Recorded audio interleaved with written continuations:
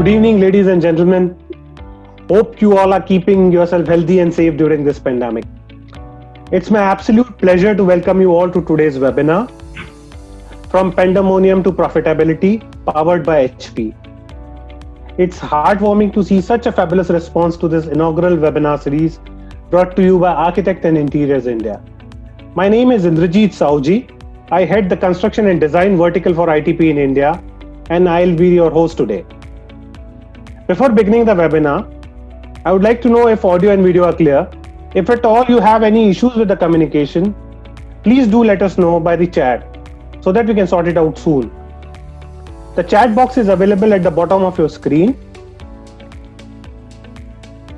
Let me start with a brief introduction about ITP. ITP Media Group is one of the largest foreign media companies in India. The group now publishes more than 100 weekly and monthly magazines and has a wide portfolio of market-leading digital properties. Some of our well-known global titles include magazines like Harper's Bazaar, Vogue, Time Out, Cosmopolitan, Grazia, Construction Week, Architect and Interiors India, and more similar prominent titles across industry verticals. In India, we have 7 titles, including Architect and Interiors India. Architect and Interiors India is our flagship title and is a brand extension of our international title, Commercial Interior Design and Architect Middle East, and is amongst the most respected and widely read B2B title in its domain. Now let me come back to today's webinar. Today we are going to discuss on the topic From Pandemonium to Profitability. We all have been witnessing and going through the toughest times of our life, but we strongly believe soon we all will bounce back. The human race is known for it. As they say, hard times may have held you down, but they'll never last forever. Keeping this in mind, we are running a webinar series on designing for a new world post-COVID-19. The inaugural episode of the webinar series brings together global stalwarts in the field who will speak on the immediate and long-term challenges facing architects once the work resumes, including changes in the economies of design practices. As designers, this is our time to come together and not just imagine, but ideate and propagate for a future where the world is in harmony with nature and where innovation and imagination is valued for solutions that enhances the quality of life. We have the subject experts today with us, representing various geographies, time zones, and economies spanning from east to the west. We will chat with them and learn from their experiences and expertise as to how we can prepare ourselves better to survive and sustain, how we can build better cities and communities, how we can be more healthy, green, and creative.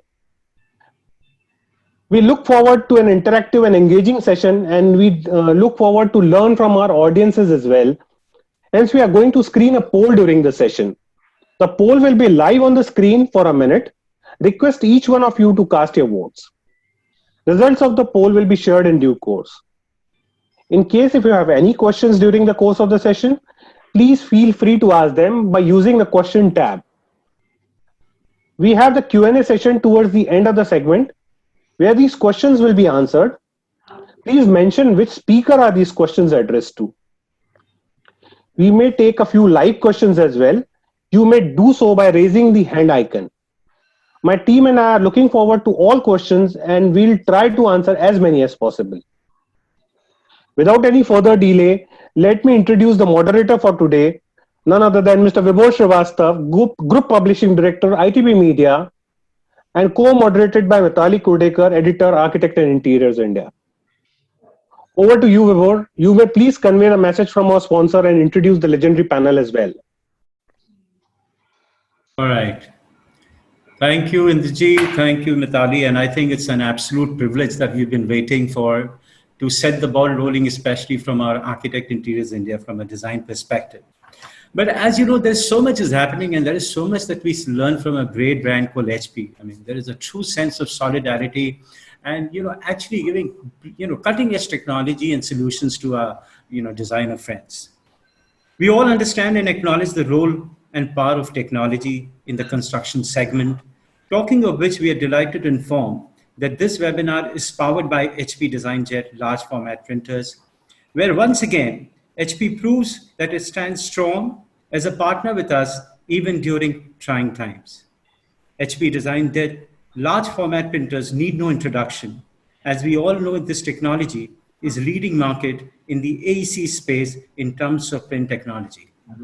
A technology that believes in pacing up with the needs of the AEC segment, innovating consistently to make workflows quicker and easier for the users, shaping designs into reality with accuracy.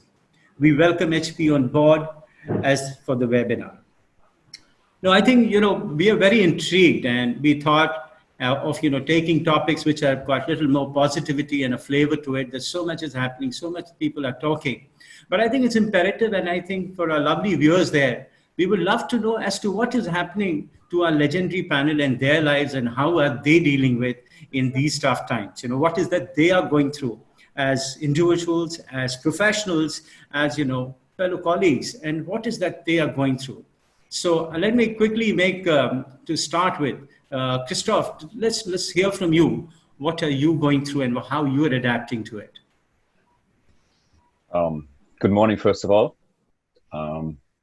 Yeah, this is a truly global panel, and I really, really appreciate it for being invited. Here joining you this morning from New York City. We just finished week 9 of work from home. So for 9 weeks, the entire company has been working from home pretty much. And I don't have to describe the circumstances more than schools are closed, daycare centers are closed, a lot of pretty much all restaurants are closed, and we are working from home. An incredible accomplishment, I would think, that because we have continued working all through these 9 weeks. It is straining, no doubt about it. It's hard for people who have children at home. I have three children at home, so but we're holding up, and we're slowly making our way back to normalcy, whatever that may be. But yeah, it's challenging, but so far so good. Glad to join.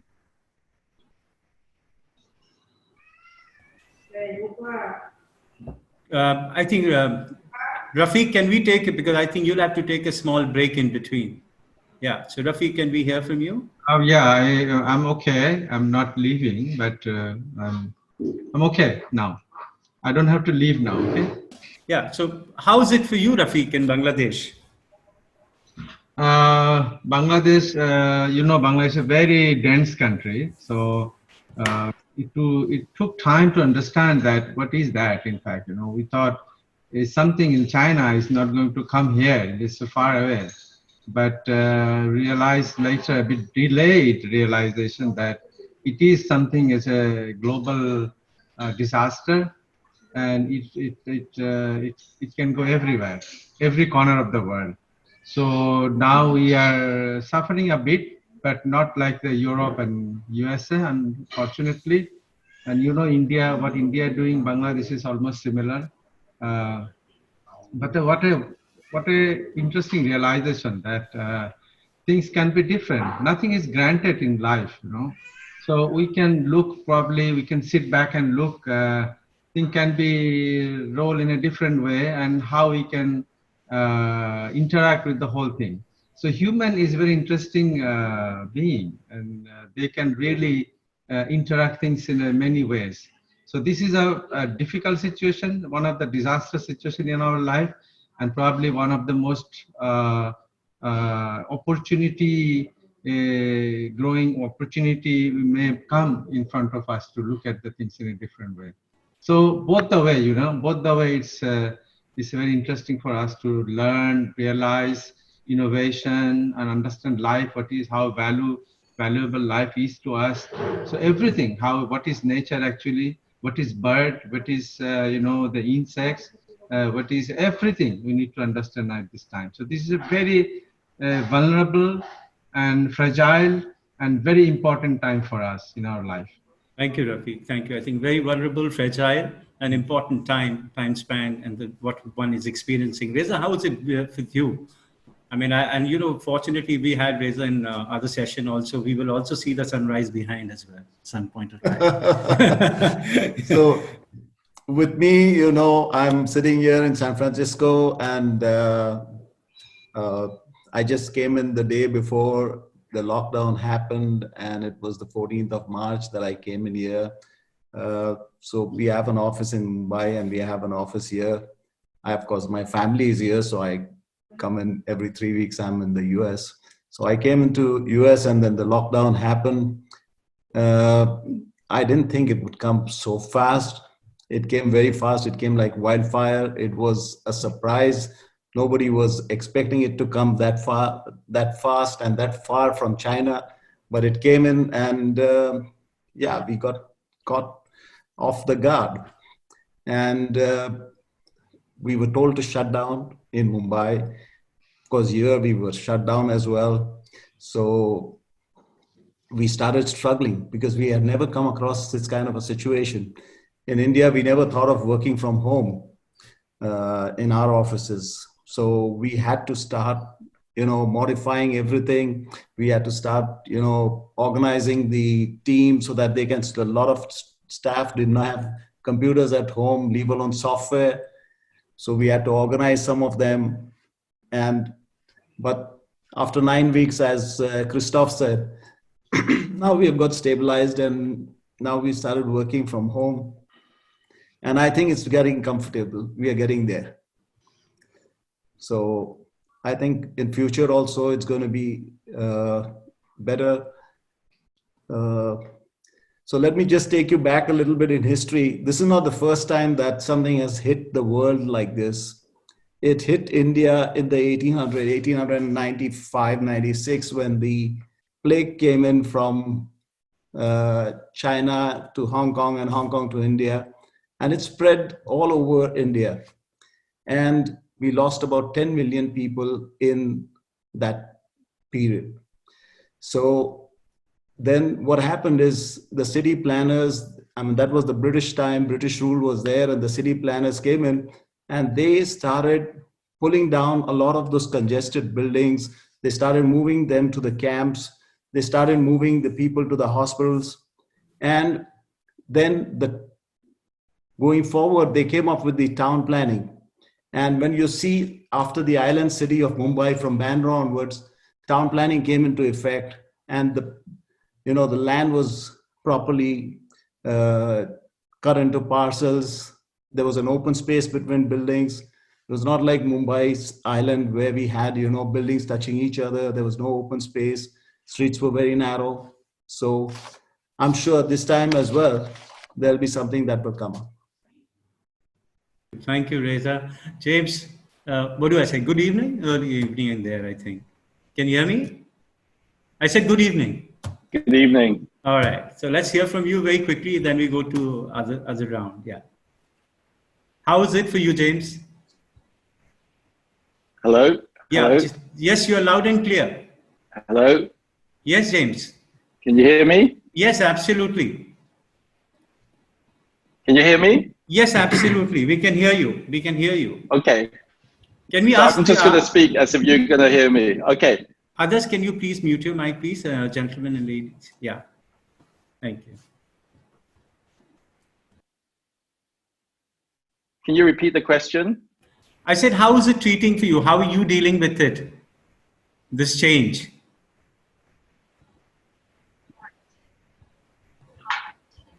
Okay. So, okay, I can hear you now. So first of all, greetings to everyone. I hope everyone is safe. I'm here in Hong Kong, and we have been hit just like any other place in the world. Personally, my whole work lifestyle has changed. My whole practice, we are working both from home and from the office. Some pretty big changes has been that because our practice involves a lot of traveling. We've had no travel for the last almost 6 months. And that means that many of our projects have been delayed or canceled, which has also made us struggle as a practice to, make sure we can sustain ourselves. I think for me, it has been a pretty difficult time to make sure we keep a balance in our work, in our lives, keeping our staff optimistic and keeping the morale high, but without any certainty of when there is going to be a recovery. And I think as architects, we know that a lot of our clients are currently struggling here in Hong Kong. Many of the developers are really struggling with cash flow. And so we are expecting that there'll be a major hit on many of the projects that we're working on. So I think we are just preparing ourselves and making sure we have a strong reserve, making sure we have a strong reserve of morale as well, so that we can really last out eventually, and hopefully it will not be too long. Thank you, James. I think this is precisely the situation. I think it's such a pleasure to see that we are collecting our thoughts, we are trying to build things together, we're keeping the morale up, we're looking out of the box, solutions and innovation and partnership and collaboration, because there is so much of uncertain world out there. But I've got lots of mails prior to this, and I think our audience definitely wants to hear from and understand each of your practice, and I think it'll be an opportune time to have each of you give about 2-3 minutes where you can actually share your work. Rafiq, we'll start with you, and Rohan, can I request you? Yes.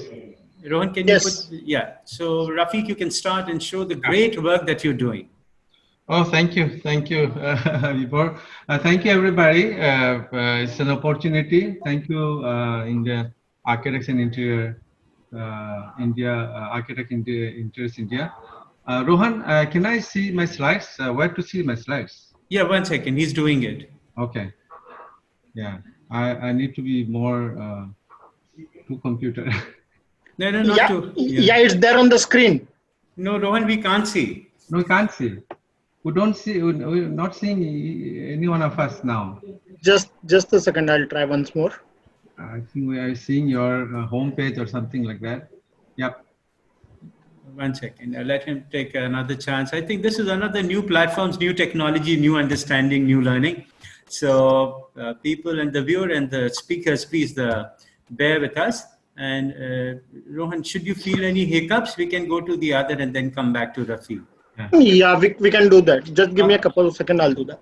Not to worry. Take your time. So Reza, can we kickstart with you in that case? Would you like to share, Reza?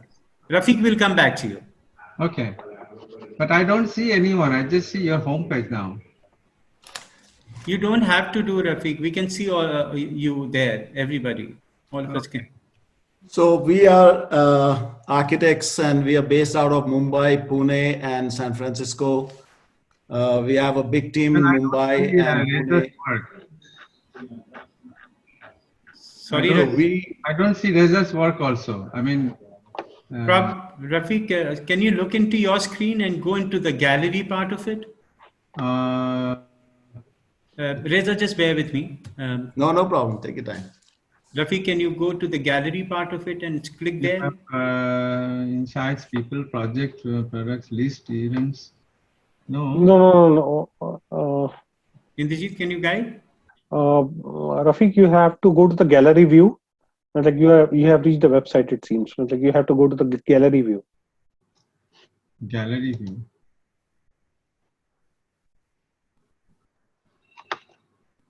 No.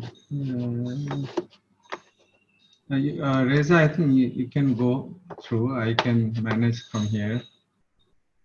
Perfect. Okay, I'll send you a mail of my book. No problem. So we're doing a lot of towers in Mumbai. We're doing this tower in Sri Lanka. And we're doing a lot of high rises. In our US, we are doing a lot of the hotels. We're doing some master planning for housing, villas. And we're doing a sports complex, which is there in Houston.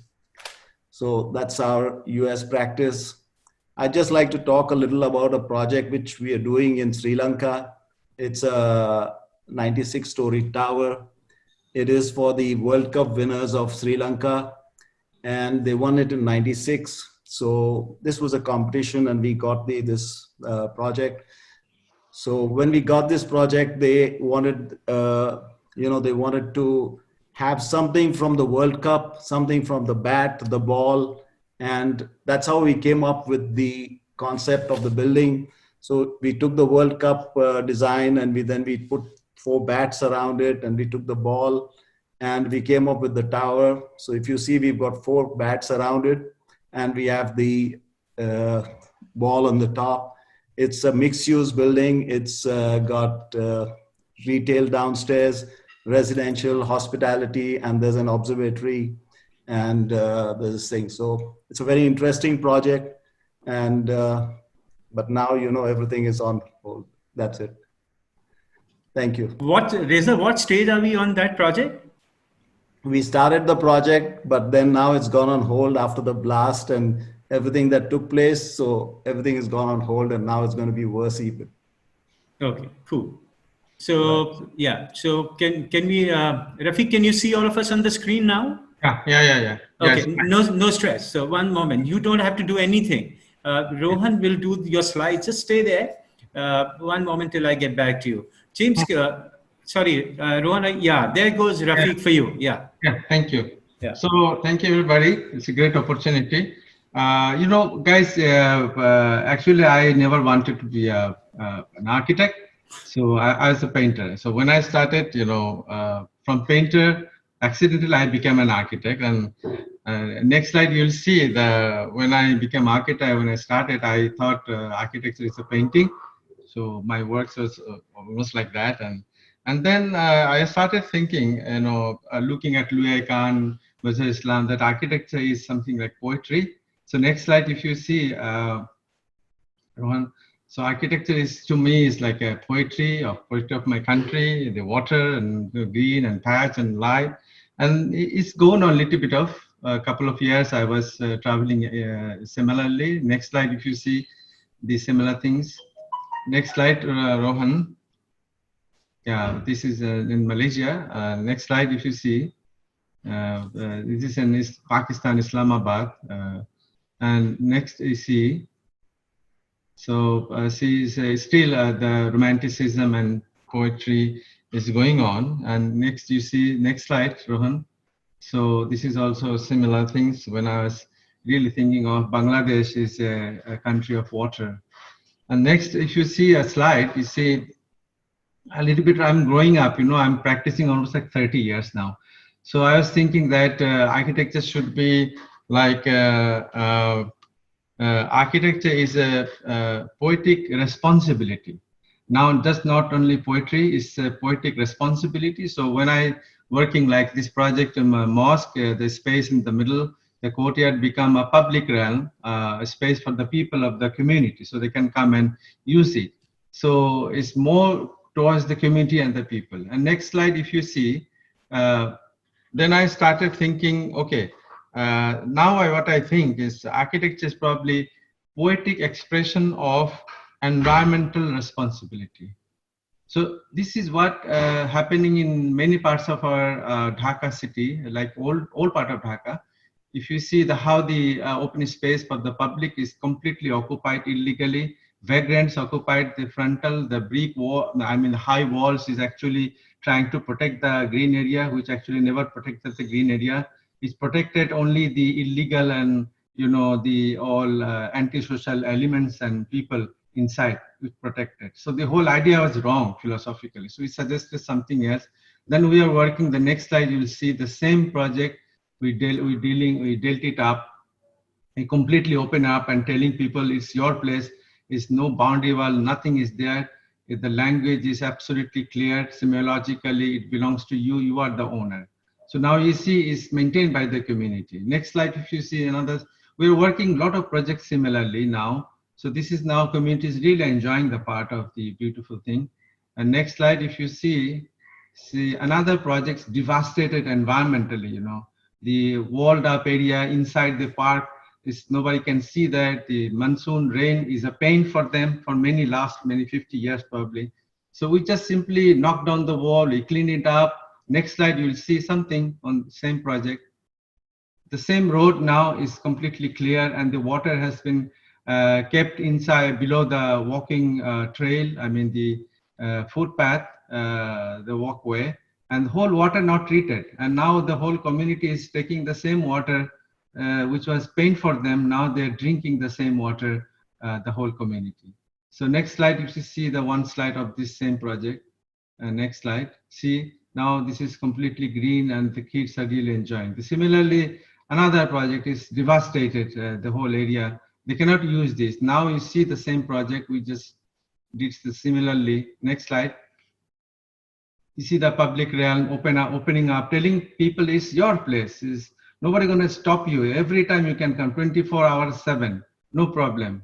And next slide, you see the last slide, 150 years old, very historical park, devastated, drug addict, drug business, what not is happening actually. And now you see the same thing we just built up, and nighttime you'll go, you'll enjoy the whole thing because it's yours. We forgot to tell people that the city is yours. City doesn't belong to the rich people, and architects are not the servant of the rich people, rather they are the servant of the people, of the community actually. So probably we are trying to change the language of architecture and the responsibility of architects with the poetry. Poetry cannot go off from architecture. So this is probably a very interesting mix of things. We need to work it out further. Thank you. Thank you, Rafiq. I think very interesting, and I think a huge transformation, I think, of public spaces, and I think a complete facelift and making spaces available for the community and where citizens can come enjoy. And it's truly like the poetry that we saw. And we've started with the tall buildings and mixed-use property to now coming to very society-oriented, environment-oriented in things work that Rafiq has done in in Bangladesh. Let me take very quickly James. You've done a lot of work all over the world, and the viewers would love to see what you all have done, your firm has done for India. So, hello everyone. So I'm James Law, and my practice is called James Law Cybertecture Architects. We are working around the world, in the US, in Russia, in India, in the Middle East, and in Asia. Not a huge international practice, but we are fascinated with innovation. And so I'll show you some projects that brought us to India almost 10 years ago. My first project in India was to create this, which is called the Cybertecture Egg, which unfortunately was never built. But it was a sustainable office building that used a lot of new computational design tools to bring a new kind of level of building to India. And was what we wanted to achieve in this project. But in place of that, we built this instead, which was the Capitol building. And it was one of the iconic buildings in Banjakula complex in Mumbai. And also a very, very advanced building for that time, housing some of the financial companies. I think in light of COVID-19, many of these office buildings that we've designed, we realized that even the modern architecture that we created really isn't that up to date with some of the problems that we are facing with COVID-19. So we're looking into how that should be taken forward into the future when we do office buildings. In Borivali in Mumbai, we've completed 2 towers, which are residential towers called Aquaria Grand. These projects, in fact, have turned out to be very relevant because so many people are staying at home. And so the domestic architecture that we pursue now seems to be even more important in the age of COVID-19. This particular building, we were really proud of the concept where we promoted cross ventilation and also access to terraces from every room. So in theory, you should be getting quite good air and quite good sunlight, even in a high-rise building like this. And so some of these fundamentals are things that we're looking into now in COVID-19 kind of era.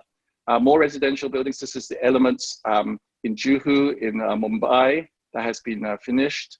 And then also we finished the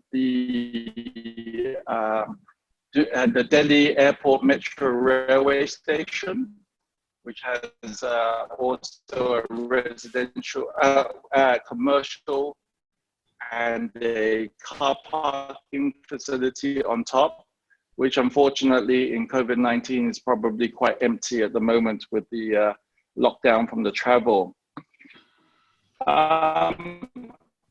Our practice is fascinated with technology.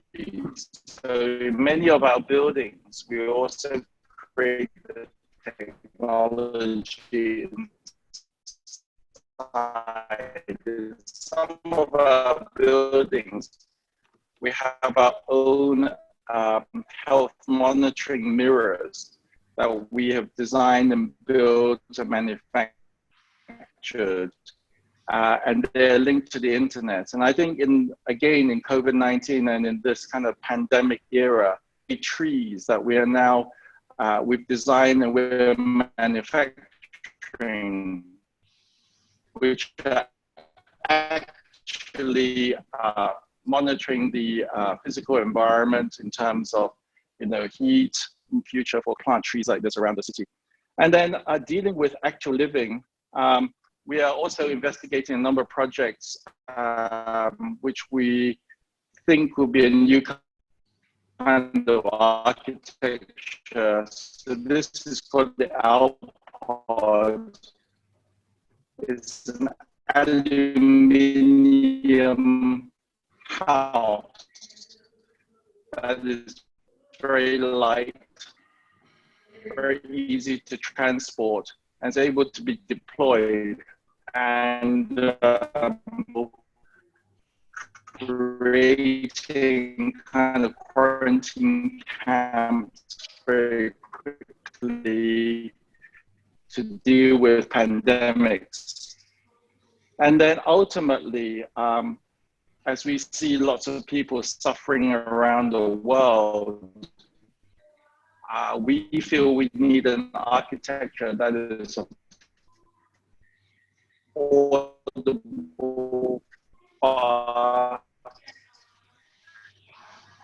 and also novel, so that people can actually really kind of James, I'm just trying to interrupt. Rafiq, can you just mute your mic, please? Just a bit, yeah. And so, yeah. So, what we want to do is basically use concrete water. I guess we are facing an issue with James' connection. We'll have to go back to him. Looks like James,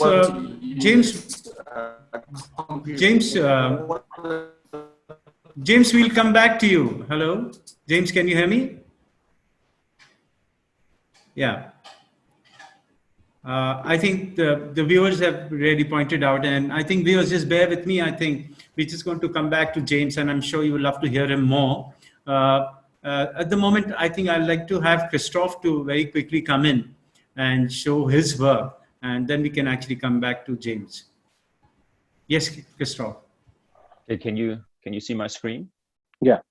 Okay, great. I work for Skidmore, Owings and Merrill, SOM. We are an architectural engineering design firm out of the US. We're founded in the 1930s. So we've been in existence for a very, very long time, and we've pushed the construction industry over these decades in various ways with our buildings. We followed our clients around the world. We have now 9 offices in the world, around 1,200 employees. And as I mentioned before, we're all working from home right now, pretty much. So our company is formed around the idea of collaboration between architects and engineers, architects and consultants, architects and urban planners. So we collaborate a lot, even amongst offices, within the world. I mean, different offices, and so this COVID-19 has pushed our collaboration, of course, to new limits. But we had already started working over the internet remotely a while ago, and so we were quite well prepared for this, and we just continued working. You probably know us from projects like the Burj Khalifa in Dubai or other major projects worldwide, the tallest building right now. But I also wanted to talk about, I specifically want to talk about the Indian context. We've been in India about 20 years, and as you can see on the map here, we've had quite a few projects over those 2 decades, and a few that I wanted to point out right now, right here on this webinar and this morning. Probably the one that's most known to everyone is the T2 terminal in Mumbai, an airport. Excuse me? So that was, of course, a fantastic project for us. Another project in Mumbai at the BKC is Godrej 1. It's an office building where, yes, it is an all-glass building from floor to ceiling glass. However, there's self-shading everywhere, so it has a LEED rating. And so wherever we go in the world, we always try to look at the locale. We try to learn from the locals and how they built. And we've seen, of course, in India, a lot of self-shading in the buildings. And so we're trying to learn from local building structures. Another project, Carmichael Road, also in Mumbai. It's a residential tower. Lots of balconies around, cross ventilation, self-shading again. We have these operable sliders, wood sliders that wrap the building and give it a more humane or human touch. Wood everywhere where you touch it. You can move them. You can create your own individual light on the inside.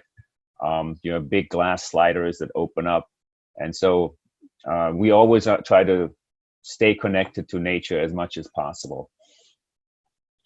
And last project I quickly wanted to touch upon is the new airport terminal in Bangalore.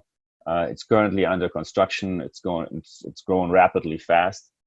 And on this project, again, a lot of self-shading, huge overhangs. We have a lot of glass, yes, but it's a lot of self-shading on the building to keep the solar loads down. It's the Garden City, and we try to bring in the parks, the greenery into the building. You can see between the concourse and the main building, you can see a lot of greenery, and that is definitely going to happen because that's the design here to make this airport experience a new experience where it's kind of like, it talks about like the locale where this building is in the Garden City.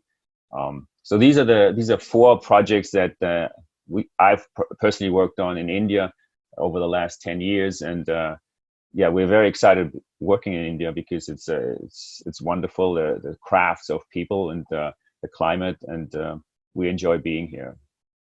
Thank you. Thank you, Christoph. I think that's very encouraging, and I think the kind of projects, and especially the ones that you talked, the BKC one, there we have an office ourselves for ITP, and of course, T2 in Mumbai is a phenomenal project. I think, Indrajit, there are too many questions that have come up, and I think that will also give us a little break for our speakers as well. Would you step in and take a poll and to take a question as well? Indrajit, can't hear you. Can you unmute your mic? Yeah. So sorry. I'm just taking a poll, and meanwhile I'll try to take one of the audience live. Yeah. Yeah. Here goes the poll. Residential design will see drastic changes as a result of pandemic. Do you agree? The panelists can also vote for this.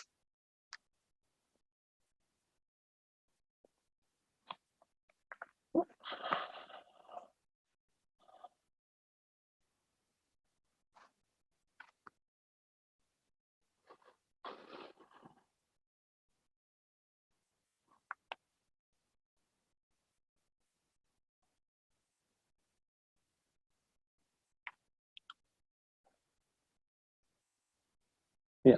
Meanwhile, James, I have a question for you. This is asked by Annie Ma. She's executive director of SCAD. She wanted to know your views on changes the architectural business, changes in the architectural business in Hong Kong post COVID, and she also wanted to know what opportunities you see for closer collaboration between Hong Kong and India going further. Okay, so thank you for the question. I think first of all, in Hong Kong, a lot of our architecture was very commercially driven. And so with a lot of the commercial projects starting to slow down and probably will change in the long term into probably other kinds of projects like institutional projects and also affordable social projects, I think the architectural business here in Hong Kong needs to adjust its size, its kind of focus on commercial work into doing works which are beyond just the economic model that we have at the moment. And then in terms of the collaboration between Hong Kong and India, I'm very fortunate to have been in India now for about 12 years. And I see that India has equally as much ambition as Hong Kong to create modern cities. I think where we can really collaborate is Hong Kong is probably about 10, 20 years ahead in terms of urbanization. And before I say that we know how to do it, I think I would like to humbly say we know how not to do it, because we've made so many mistakes about high density, about the size of apartments, about affordability. And so, whilst we get invited as Hong Kong architects maybe to come to India to practice, I think now that we are both facing COVID-19 as well, we see the realities that we must share what we have learned to be very weak in our own design philosophies, and hopefully share them bilaterally so that we know how to find those common solutions in architecture that can help us both be more resilient and also be more equitable to people in cities. So I think we have something to share, and also we have a lot to learn from India. Thanks so much, James. I have one more very interesting question from Apurva Soni. This is open to all panelists, by the way. She wanted to know, he wants to know how to network for work in these times of social distancing. This is open to all. We may start with Christoph. Yeah, that's of course a tricky one. How to network, truly network, because meeting somebody in person is something completely different than meeting somebody online, I guess. I would suggest like events like this are a great way to start a conversation, to listen, to learn about people, and then maybe just call people up, cold calls, and hey, I saw you on this webinar. I thought this was an interesting point you made, and here's share my own feelings own thoughts about it. It'll never go as well as in person, like I said, but I think we'll just have to learn this and be more more open, I think, to people just reaching out to us online or over the phone, and starting a conversation to learn about each other, because this is the new way of operation right now, at least right now, temporarily. Thanks, Christoph. Mr. Reza, your views? Hello. Sorry. Yeah. Your views? Yeah, that's exactly what Christoph said. You got to now start, moving forward. You got to think of the virtual method of meeting people and working with people. So I think that's going to be more sustainable as well. So you do not have to keep on traveling that much. Yes, physically is important, but I just want to give an example. Like today we travel for one meeting of 2 hours. We travel 2 hours. You go 2 hours, you come back 2 hours. And there are different consultants coming from different locations. And what happens is you have 10 people coming from different locations for a 2-hour meeting, and you've used so much fossil fuel, you've polluted the air, you have, contaminated so many things, and then that's it. When you can do something virtually, I think it's a great idea. And this is going to take us to the next, level as we learn. Whenever there's a problem, there's a solution. And this is the solution that's coming out, virtual meetings and virtual this thing. Practically every day we're having something like this. And we're still working. So I think that's a good idea and a good thing to take it forward. James, your views? Yes, I totally concur with Reza and Christoph. The world has moved on, and we are all going to be linked to each other in a whole different kind of network. But I'd like to bring up 2 points, which I think could be a positive outcome of what we are facing right now in terms of networking. One of the things that we've found in our practice is that because Zoom is only free for 40 minutes, we are now being able to be very efficient and cover all the points and agree on things within 40 minutes. It used to be a 4-hour meeting, but because Zoom cuts out in 40 minutes, we really cherish the time and make we make the fidelity of the information very, very, very clear and make sure you get it done. And then I think the second thing is that I think we've always taken for granted this ability to go and meet people and to have face-to-face. And I think we might treasure that even more and plan it better in the future, to be much more strategic about each other's time. And this is a hard lesson being taught to us during this pandemic, is to really treasure that time, not to overspend it, not to utilize it, but then also to really be efficient with the limited time on the network that we can have with each other. Sure, thanks so much. Mr. Rafiq, your views on how to network? You'll have to unmute yourself, sir. Like your mic is unmute. So I think we have grown up through a social contract, that how to, when we see each other physically, we handshake, we hug each other, we exchange words, gesture and posture. These are all we have learned so many years, Now it seems like not that much of valid, and we need to rewrite our social contract to how to connect to each other from distance also. So you can show your warmthness, you show your affection and your respect and things like that. But interestingly, sometimes it seems like we're probably missing something. But you see, the world is not only ours. This is also for all the other beings. You need to give them time. You need to give them space also. That we are not actually giving. We have taken everything, for ourselves only, and so everything is granted for us only. So as Christopher and Reza are saying, talking about that for just 1 hour meeting, we came through 3 hours travel and drive, 2 hours drive and polluting everything, and then meeting for half an hour in honor is not actually justified. So this COVID-19 actually teaching us many things, not only taking our lives, but they're teaching us many things that we need to look into it in a lateral way, more sensitive way. We can look at the things. We can save the world, because it's, everybody talking about the climate change and the devastated situation of the world. We can learn, we can start practicing. You see, immediately, the climate is improved a lot. All the other beings are now happy, because they've got some time to be themselves.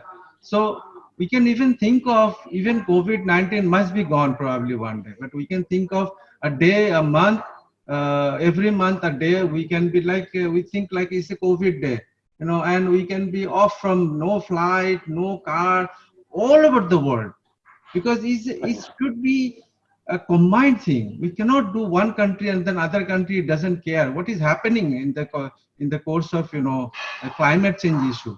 Everybody is not coming into the same platform, and that is well said, sir. Well said, sir. I guess, Apurva, you had your answer. I have one question from Ishpreet, like a quick one. Diljit, sorry to step in. Just we're running out of time. No worries. So we'll take it later. We'll just take it later. And I think our editor, Mithali, please unmute. And she's really worked hard. And she's full of questions, so much I can see. And over to you, Mithali. No, I just wanted to actually ask the panelists. We all spoke about remote working and how we've been sort of, challenged in this time and how we've been struggling to work from home. But there will come a time where we will have to go back to executing projects, and hopefully sooner rather than later. But those norms for health and safety and social distancing will still have to be followed. So I wanted to understand from you how you're planning to go back, keeping all this in mind, whether it's in terms of executing projects or also in terms of designing projects, commercial, residential, hospitality. Everybody will have their own, set of norms when it comes to social distancing or health and safety measures. I just want to get your sense on this. If we could start with maybe James, who's nodding. So I think he has his answer ready. I don't have my answer ready, but some of our projects now have moved into what we call modular integrated construction. So the building is actually not built on site in total. Maybe about 50 to 70% of the building is built in a factory. And those projects currently, we can still coordinate quite easily because much of it is electronic and we just need to be in touch with the factory with the right information. Using platforms like BIM, which is now very available, things like this. But traditional architectural sites where we need to go and do supervision and check on workmanship and things like this, this is still very difficult because you cannot social distance with that. And so, my answer is that maybe there will be a category of architecture in the future where it involves less of the architects and his team getting his hands dirty on site as much, and it's more remotely done already in a factory. And then I think the second thing is we need to have some new tools which will allow site supervision to be carried out in a much safer way, possibly remotely with robots or with drones, and maybe the actual construction is being real-time broadcasted. Those will help. But right now, it's still very difficult to be on a traditional job site for us. Right. It's so interesting that you said that because I know that your firm proactively leverages on immersive technologies like AR and VR and, BIM, like you mentioned as well. So if it was for you to say that, it's still going to be a challenge, obviously, I mean, that really gets us thinking about how the rest of us are going to function. Christoph, could I have your thoughts maybe on this? Sure. I think there's, first of all, a huge difference between before a vaccine and post a vaccine. I think once we have a vaccine, things will not go back to where we were before, but it will approach probably to some degree where we were before. However, we will have learned a lot out of this, and we do change our behaviors. We have adapted quite well, I think, for the needs that James talked about, like having to be on site. We have had we've been making experience with body cams and individuals which would have been like teams of a dozen people touring a project site. Now it's just one person, and one person having a camera, and you can direct. You have a Zoom meeting, you can direct the person to show you a detail.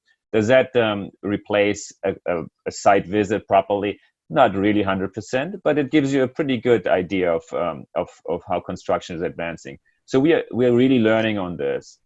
In terms of us going back to the workspace, nobody has a crystal ball. We don't know what's going to happen and when it's going to happen. We are right now planning on going back to work sometimes in July. And we're studying all the changes that need to be implemented if we do not have a vaccine. Things like soft measures, like not having a more rigid working time but being flexible. Some people come earlier, some people come later. So kind of like reduce the bottlenecks to a minimum, reduce the density in our workspaces to a minimum. We are thinking about, of course, touchless design wherever we can. We're thinking about like having like one-way streets in our office so people don't interface. So we're studying a whole lot of ways of trying to keep people apart from each other, which somewhat contradicts the idea of an office where we come together and collaborate. But I think right now we have to do this. And just a side note, since this panel was also a little bit about business and opportunities, yeah, with this situation, there comes opportunities. We are studying this not just for ourselves, we are studying this also for clients. Like how do we need to address this in the future? And that's a business opportunity. Where we will end up, I don't know, in the workspace. You know, we've seen over the decades from a big office to like cubicles, a whole range of scenarios how you could work. And I guess somewhere we'll end up to accommodate the distancing required at this point. I mean, I don't know if we have barriers between people somehow, but nobody knows right now. I think we're learning on the go. Absolutely. Yeah, it's a very situation right now. Yeah, that's so true. Very innovative sort of ideas there. We'll have to see how many of those and how we will execute them. Reza, if I could ask you, what are your thoughts on this? Mithali, just to labor on with Reza. Reza, you work with across the multiple asset class, and to our knowledge, you also work with lots of developers themselves. So there are two questions. What are some of the asset class that you feel will be badly hit? And second, what are some of the mantras and design ideas, solution which will make the developers more as a winner in these tough times? So I would look at, going forward, we should look at technology. For construction as well as for the daily usage, like we don't have any elevator touch buttons. They have apps. The doors, so when I get into the elevator, I just put it on my phone in the app and I don't touch the buttons of the elevator. Similarly, the lighting, or doors. These are some of the things that we have to start looking at, where you have minimum touch, you have physical touch with the doors or the handrails or whatever, or maybe you come up with some kind of an antibacterial coating, which once you you put it on the buttons or the handrails, so it doesn't the virus doesn't transfer or transmit to somebody else who comes next. But yeah, I mean, talking about James's technology, what he says about the modular kind of construction, we are doing a project here in the US, and that's a timber, of course. So we are doing a total modular, which is almost 80%, which is done in the factory. So we're doing a hotel, and that's a timber hotel. The entire the building comes like in modules, and it is stacked together. It's only the plinth that is done, and the buildings are, the blocks come in, and it's just stacked one on top of the other. But we're just going up to fourth storied, and the utilities are just connected, and the facade, the stucco, and everything is done, and the hotel is ready because even the lighting, even the light fittings, the carpets, the curtains, the bed, the sideboards, the vanity, everything is fixed when it comes to site, and it just gets stacked. So yeah. So Reza, I'm so sorry to interrupt. But wouldn't that look like a very cookie cutter and look very monotonous? Just a thought. No, it is. It's actually what they're doing is, I've been studying this a lot, and what they're doing is you can do arches, you can do round shapes, you can do everything. But then what happens is part of it is done in the factory. The more you do kind of different shapes, then you got to do some part of it on the factory and some part of it is done on the site. So it's a hybrid kind of a thing. But then you can come up to, about 70% when you're doing a different kind of shape. Then you come to 70%, 60%. But this is how it's going to go forward, because labor is one of the main challenges and site work is difficult. So that is one of the things what we are doing here. But for India, I think for the developers, we are all going back to the drawing board. We are changing, we are downsizing the apartments. We are looking at it differently. In fact, I've been started suggesting to my clients, like, we should look at a home office area. Every apartment, we should come up with an home office area, because with this kind of a situation, tomorrow maybe there's something coming up again. So we are prepared for it. That is one thing. And moreover, I say, some of my team, they're living in Panvel. Some of them are in Virar, Vasai. They travel 1.5 to 2 hours every day by train. They come to office and they go back. I think it's a waste of time. By the time they come to office, they are half gone because of the crowded trains, the sweating, everything. They come to Mumbai in the office and they sit for at least, half an hour to refresh in the air conditioning and everything. And then they start working. So why should they do that? They should be, they can stay at home and they can work. So they need a space for themselves to work. Like now we are talking, we are all in an enclosed space. So you do not get the family disturbed, nor you are getting disturbed by the family when they're doing something. So that kind of an office has to come into the house. Yes, it may be a challenge for a smaller apartment.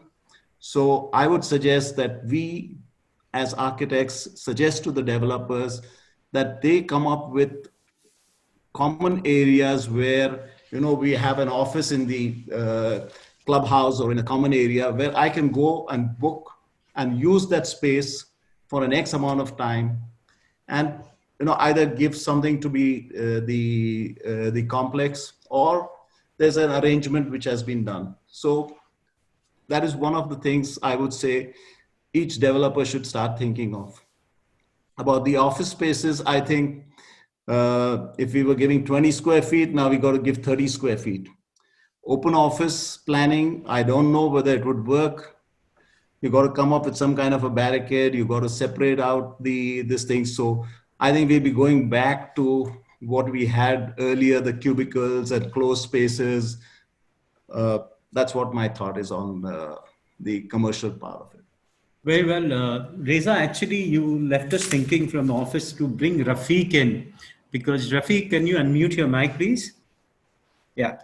There's actually, there is a renewed focus on green and sustainable design to which we can add wellness to it. I think there's two things about, the space in the per person, and then has always seen in India also been reducing. But this also throws up a challenge, Rafiq. You haven't been able, but you haven't in your projects too much of technology. But most of it, I get a consensus from the speakers, the technology is inevitable in these tough times. What is your view? You really champion green and sustainable, and wellness is the other question. And how would you bring the technology piece together? I rather would like to see the whole thing in a bit of different perspective. I don't think this is a problem of architectural problem. This is the whole thing now happening is a complete political failure, And if the politics is not going to be corrected next, you cannot come out from the situation. How far you will be going, making more space for one person, whether it should be other way, we need less and less space. So the thing, what happened actually, the problem fundamental was the medicine developed by the scientists with all hard work, effort, but when it went to the pharmaceutical company, the medicine become a business rather than your health, improve health, your wellness. The hospital became the housing, is housing the equipments, the costless equipments, but not for the people, is for the business. So this is how you as a person, gradually became very weak person depending on medicines and all sort of supports only. Only you can survive based on supports, medicines and things like that. We never develop our child. We never develop ourselves that we can sustain ourselves with the nature, because nature never proves that they are the enemy of ours. They're not our enemies. So why we are fighting with the nature? Because we never developed ourselves as a part of nature, as a friend of nature. The whole technology we are using to against the nature. So now is the time to correct the politics first, that from now on, it will create the opportunity that we can develop an environment which will develop a person well off, with full wellness, healthy, immune, and can touch everything without any fear. How much you can do that you do not touch the lift, you do not touch your wife, you do not touch your boyfriend, you do not touch your office handles, locks. How far you can go for that? How far you can go away and away? So this is, I don't think there's a huge problem. The problem is you need to build yourself as a sustainable, not architecture. You as a person must be sustainable, which can deal with. For my office, for example, we are unlike SOM, probably we are unlike James also, because our office is based on very much working with the community, very much working with the workers, the expertise, the brick masons, the carpenter. So we love to work with them actually. In Bangladesh, we are the biggest, densely populated country in the world probably. So how much we'll be ignoring them and putting into the factory, what the other people will do then, We work with them together. That is the job we are creating for them. And this simply we can sustain ourselves with this sort of virus, or this virus will go definitely, but other virus will come definitely with some other issues, and then how far you'll go and challenging them actually, rather than, accepting them as a part of your life. So I think the whole notion is not correctly we are looking at. No, absolutely. I think I 100% agree. I think we have to, as individuals, become more, more sustainable. And, the more we are, make ourselves strong, our environment, our family, our society, then only we can, handle these crises. Otherwise, we'll become very vulnerable to every small thing that will happen. As it is, we have done so much of chaos with the Mother Earth, but that's a separate thing. Climate will come. And I see a beautiful sunrise behind Reza, where the view looks very nice behind you. Let me get Christoph, very quickly to you. Of course, Rafiq said very, passionately about being in touch. And I fundamentally, believe, and most of us, in fact, our viewers as well, and most of our people on the panel at the moment believe there is no other alternate but to, the feel and the touch. What is your view, Christoph? Well, I'm glad you asked me, because Rafiq, I want to explain something about our projects. They're obviously on a scale that different than many others here that I work on. We go out of our way to talk to our clients, and there's usually not just one client. There's usually, like in these organizations that we call our clients, there's many voices. Like when we built universities, every department has a different view of what the project should look like. So we do go out of our way to learn from our clients and what they need to get the best project possible. And a quick, I wanted to say a few other things prior to you asking this question. I think in the 19th century, the change in infrastructure changed cities. Cities grew, and we started depending on the commute, bringing people to the centers. And so this new technology of trams changed our cities. And I think now we are really facing something very similar, where people realize, yes, we've talked about data highways for a long time, and we've changed it here and there. But there's still lots of pockets where you don't get the internet speed that you need to communicate and collaborate as we need to. For even here in New York State, I have colleagues who have to stay in the city, because if they go, like if they travel to like 1 hour, 2 hours outside New York City, they do not have the bandwidth. And I think that's a good thing that will come out of all of this, that people will build these data highways. And so we will adapt in a very, very good and meaningful way to this crisis here. That's a good one. And I'm sorry, Bibhor, can you repeat the other question, the touch and feel of our project? I think. Can you repeat that question? So I think, what I was saying, Rafiq said, it's important. I mean, there's nothing that can substitute the touch factor and the touch and feel. Yeah. And he believes that, the community, the individual, the society will have to, bear that sustainability. We have to make our systems very strong, immune, not to get affected by these viruses. I mean, of course, they have their own effect, but he would like to see more sustainable approach. This is interesting. The touch and feel. I could not agree more about this. Zoom meetings and all this online stuff goes only a certain way. We are architects, and architecture is more than the two senses of hearing and seeing. There's feeling it, just like you point out. There's smelling a space. There's a lot of things that will never be I think at least this point will never be replicated by technology at this point. Maybe one day somebody can imitate smells over the computer. Maybe that's possible one day. Or atmospheres can be better communicated. So I do think there is a need for us in the future to have a workplace where we can come together and have that touch and feel experience. Touch the material, touch the wood, touch the stone, touch whatever it is, the fabric, especially fabric and how it feels. But we think about the workspace as maybe an internet cafe in the future, that you touch base there, and when you need it, and the rest of the time you just work from home maybe, or from wherever you may be in the world. So I totally agree. Touch and feel, especially to us architects, is absolutely important, very, very necessary to experience. I think absolutely. I think Rafiq, that's a lot of agreement there from Christoph. I think complete unanimous approach. I think there is a matter of touch and feel, and I think there's more than this. Is a human and humanity approach one has to see to come out of this crisis. Mithali, would you have another question? Yeah. I would like to add one thing. Sure, Bibhor, instead of going 10 times to the site, you go once. So you would be cutting down the number of visits, and that would be actually more sustainable.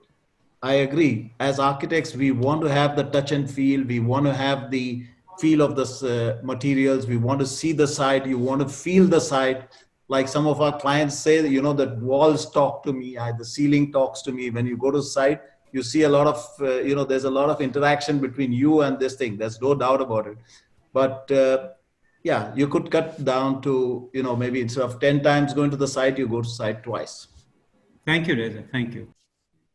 Reza, actually, I want to take your earlier point you mentioned about, home offices. And that's a very interesting point because we are seeing it's become almost a necessity for all of us. You mentioned having home offices as part of, future projects as a precautionary measure for something like this coming up again. But do you see a tectonic shift towards remote working in the future? Do you see us moving away from commercial, in the way that we see it today? Do you think that there'll be a reduction in commercial projects? Is that a reality that we'll be facing? And what does that mean for architects? No, I don't think there will be, reduction in commercial projects, but then this per square feet area would be more. So effectively, you would be using the same area. Right. Maybe if you had 100 people in one office in 500 square feet or 1,000 square feet, you would use, 75 people. You would reduce the number of people, but the same area. Right. So you would not be cutting down the office size, but you would be cutting down the number of people in the office. Right. So what you're saying is the design will change. We've been going to squeezing. We've been putting more and more people into, and in India, you have this thing here. In the US, if you look at this thing, you got to do the, calculation, how many offices, what square feet and how many people are there in the office. In India, we don't have anything like that yet. Right, very true. So what you're saying is that as an asset class, it will continue to be there. It's just that the design aspect and the way you plan it will change. Is that right? Yeah. Indrajit, do you want to take another question? Can I add something, Mithali? Yeah. Look, I think the fundamental issue, is supposed to be like design. We need to use technology to understand the office is good enough to make you healthy. The proper oxygen you are getting or not. Any element you're taking which is not supposed to be taken by you. So technology can show you that you are entering into space which is not suitable for you, and whether the enough production of oxygen through proper plants, what type of plants, and then your carbon dioxide throwing out, is it going out just simply without doing anything, or it is purified through another bunch of greeneries, through that it is becoming again oxygen and going to the other people. So using technology, you can ensure that every space is livable and you're getting healthy day by day, or your healthiness is standard level, not going down gradually. That we can use technology rather than making office different or big or less people. Then all the other people will go. They will lose the job basically. So we need to be careful. Yes, that's a very good point. If I can they just would work from home, Rafiq. Yeah, no, this is absolutely. I think the fundamental and the sublime point is that people, and I think I completely agree with you, Rafiq. They will be the biggest differentiator. Absolutely. You value your people. Towards wellness design as well. I mean, that's something that we've heard a lot of in the recent past, but we're seeing that that's going to become more and more a reality, I think, going forward. And it's a very valid point that Rafiq makes. We need to make place for that in the way we design now. Yeah. And can I say, or you have a question? Yeah, no, Rafiq, you want to take a break for that? You can go ahead. No, that's fine. We are quickly getting, because we're getting a lot of questions, and I think, Indrajit, there are people chasing me on the multiple places. Can you come in and take a poll and also take a question, and also then Rohan can do that HP Connect program. Yeah. Yes, Rohan, you can roll the poll. By the time I have questions for Reza. A lot of people in the audience are intrigued by that bat and ball design of yours. And there are very similar questions coming up. So this one is from Ishpreet Narang. There are many similar questions, but I'll take this one for you. He says, I really like your design element of bat and ball. What are the things we need to keep in mind while designing and practically implementing the design? And he wants to ask, what are the difficulties you face while designing a high-rise building? So there are two questions in one. I think it's it's a very detailed question to take up on this platform. It's a very short time to this thing, but it is. It's a lot of. I don't think we can answer that question on this platform. It's too detailed, No worries. But it is a challenge, yes. But when you come up with you take a concept, like we've done a lot of other buildings with concept, and when you take up, so the building should speak. My thought is that when you do a building like this, a building should speak that what I am. That's the idea of the whole concept design. And challenges while designing a high rise, if you want to take that. Yeah, that's what I said. It's a very elaborate question. It's a very elaborate answer. So probably we'll plan a webinar on high rises and we can answer it. Yeah. No, I think, with such an interesting panel, you definitely need to ask plus. I mean, there are so many. Man, it's good to see the viewers still with us. So anyway, Nijit, go ahead. Yeah, allow me to add. I totally agree with you, Reza. High rise, it's a hours of conversation. But one thing comes to my mind right away when I think about COVID-19 or pandemics in the future. One problem with high rise, of course, is elevatoring. How do you deal with this? Because right now here in my apartment building I'm living in, there's only one person per elevator allowed right now. So how do you deal with that in a commercial space? I don't know. I don't have the answer, but that comes to my mind right away. How do you get people safely up a building efficiently? That's going to be a very, very tough question to answer. And I just couldn't hold my excitement. Yeah. Yeah, there's one viewer who wants to come on live and like ask a question. Can I? And like go ahead, Indrajit. Rohan, can we have Sneha from Kaiser Interiors? She had the question, like she had raised her hand a couple of times.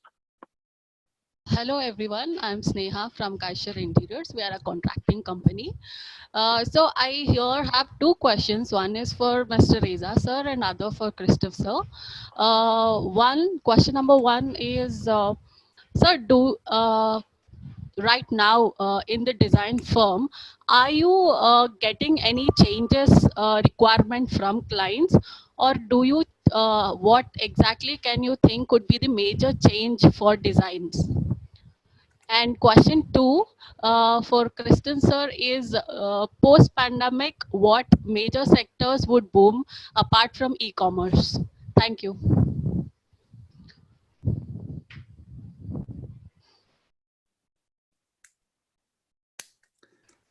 So you want me to take that? Yeah. The first one and the second one on the e-commerce to Christoph.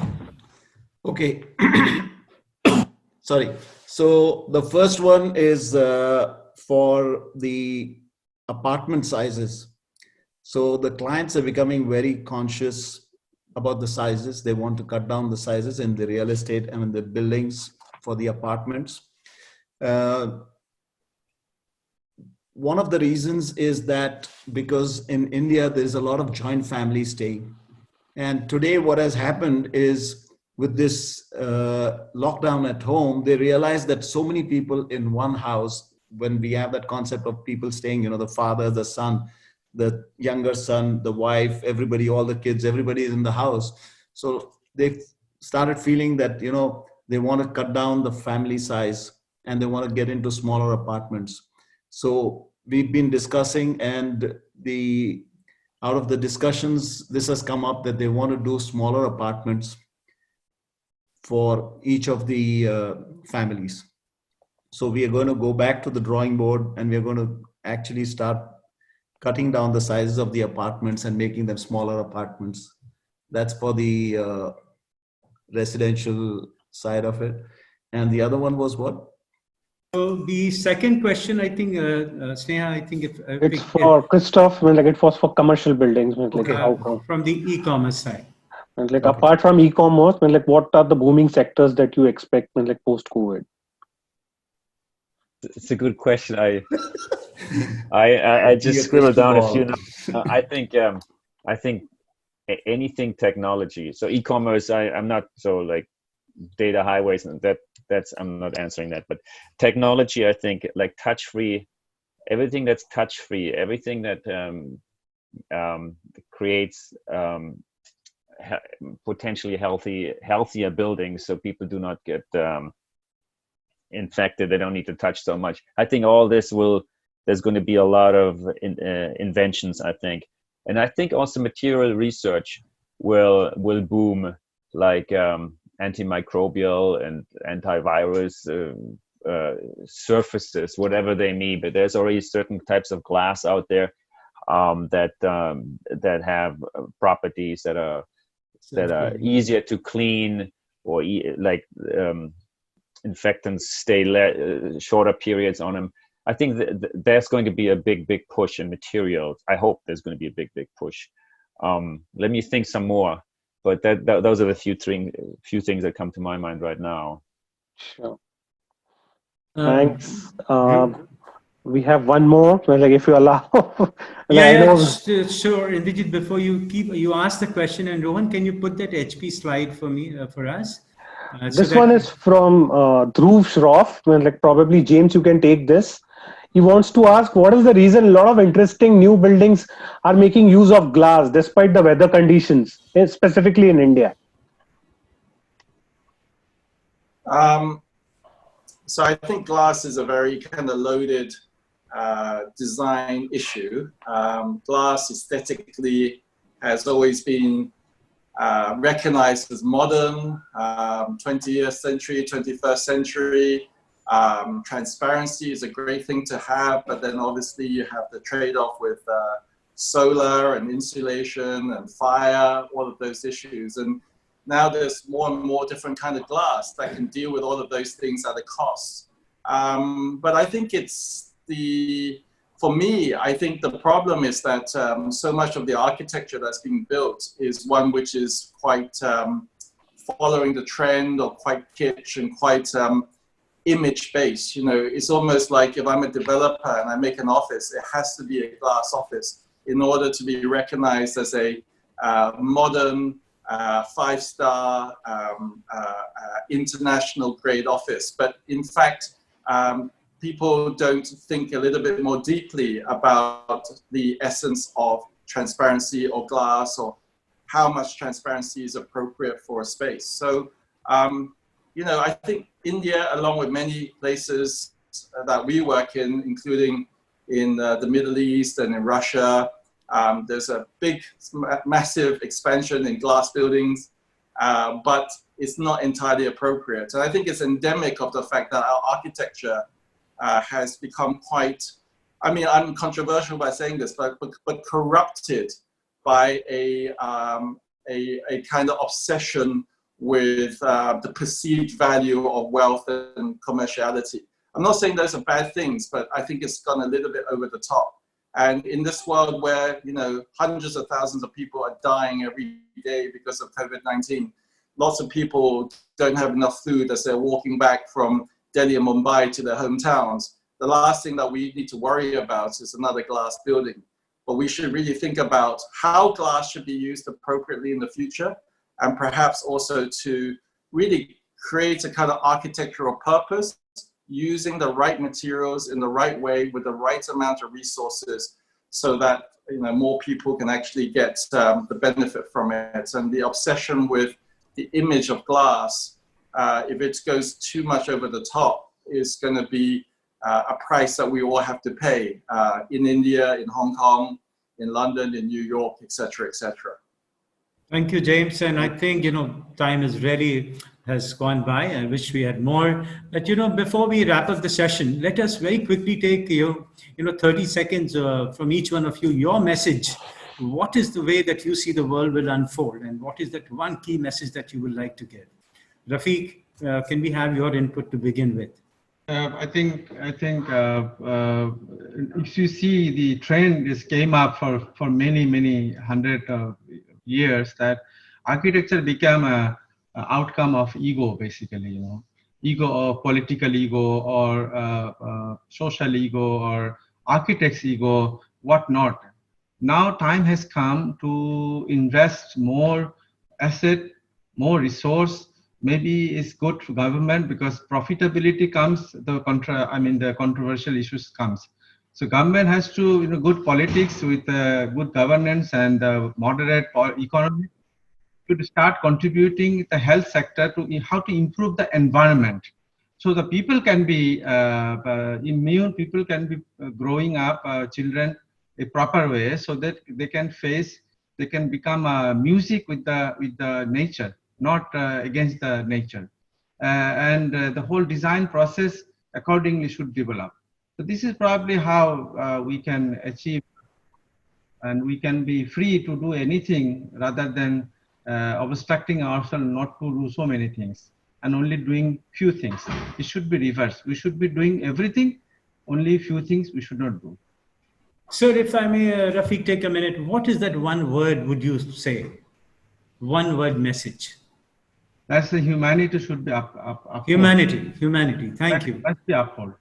Sorry? Humanity must be upheld. Humanity must uphold. Gentlemen coming, James, while 30 seconds to sum up the message and give me one word. So as a humble architect, I don't know what the future will bring, but I think certainly we have had a big lesson dealt to us about the fragility and the lack of resilience that we have now in this world. So I would love to pursue an architecture of purpose, and that purpose being something that would be ultimately about the alleviation of suffering. We could do great buildings, great cities, high-end, low-end, medium-end, but it should alleviate suffering. And that should be the new purpose of architecture post-COVID-19. Very well, James. So I understood as purpose of architecture. Is that correct? Wonderful. Christoph? If there's one thing that comes out of all of this, to me, is like the appreciation of time spent with loved ones. The realization that we all know, but it's more apparent now, that we as humans, we need each other. You know, we're not meant to be individual people. We are meant to be communicating, meant to spend time with each other. This realization is certainly the biggest thing that comes out of all this for me. How I dearly miss all the people around me, and that I'm not able to communicate them like on a one-to-one basis is difficult.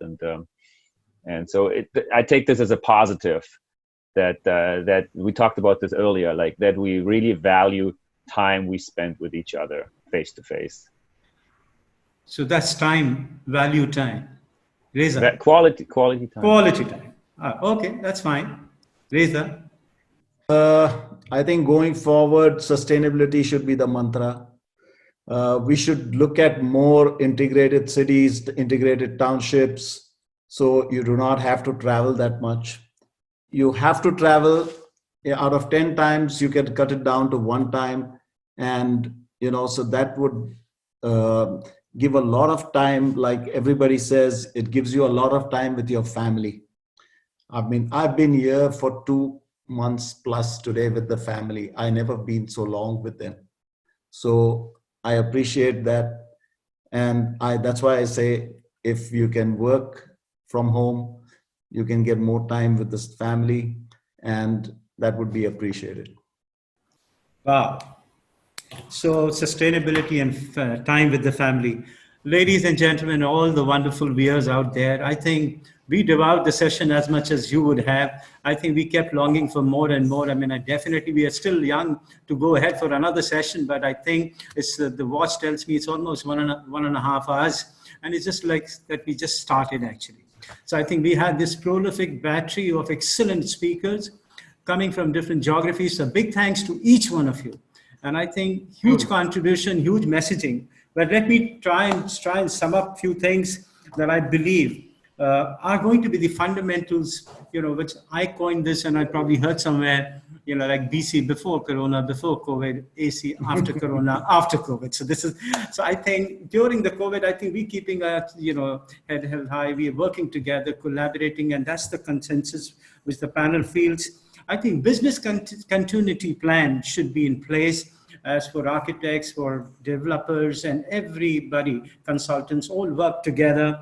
And I think digitization and technology is the next imperative to adopt. And I really, you know, would like to second to what Rafiq also said, you know, keep this, you know, immunity part, sustainability part, green, make it no longer a fad. It's a reality, accept it, embrace it. So I think definitely there is a way to go. Creator, and Christoph said, materials will undergo lots of changes, antibacterial, modular construction, common areas within the the homes, data highways, and so many and so forth. I think we took up a lot of things, and I think we're going to put together a great coverage in our magazine. Please watch it. We'll send the digital edition for all of you, especially to our viewers as well, so that we can keep hearing from you. What did you like, and what is the other way to, you know, introduce in our webinars to improve. Ladies and gentlemen, thank you for your time. It is absolutely wonderful having you with all of us. Thank you, and namaste from all of us. Just see the benefit of this COVID, that we can converse, you know, all over the globe. Yes, true. I mean, Absolutely. You've got James in Hong Kong, you're in Mumbai, Christoph in New York, our friend Rafiq in Bangladesh, and I'm sitting here. So we are in different parts, but we are all together. We are connected. No, So absolutely, Reza. Absolutely. Thanks a ton. And I think we will keep this thread of discussion, because of the paucity of time. So I think we will come back on a second episode with this panel, because I think viewers would like to hear more as much as I myself. So thank you once again. Thank you. Thank you so much, guys. Thank you. Bye.